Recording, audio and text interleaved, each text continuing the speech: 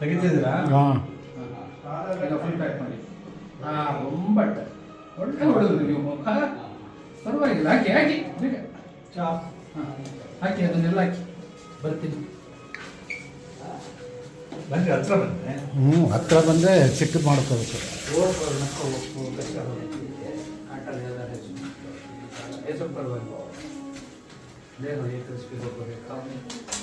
ಮಿರ್ಚಿ ಕಲಾತಿ ಇದು ನೋಡಿ, ಇದು ಒಳಗಡೆ ಹಾಂ ಇಲ್ಲಿ ನೋಡ್ರಿ, ಇಲ್ಲಿ ಆಮೇಲೆ ತಿನ್ನಿ ಒಂದು ನೋಡ್ರಿ. ಹಾಂ. ನೀವೊಂದು ನಾವು ಇಲ್ಲಿ ಆಗ್ತಾ ಇರೋದು ನೋಡಿ.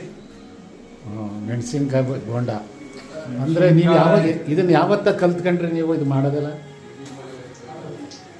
ನಾನು ಅಡುಗೆದು ಮಾಡಿಲ್ಲ ಅನ್ನಂಗಿಲ್ಲ, ಅಮ್ಮ ಎಲ್ಲ ಕಲ್ತಿದ್ದಾರೆ. ಏನು ಅಂದ್ರೆ ಬರೀ ನಾನು ಎಣ್ಣೆಲಿ ಬಿಡ್ತೀನಲ್ಲ, ಹಾಂ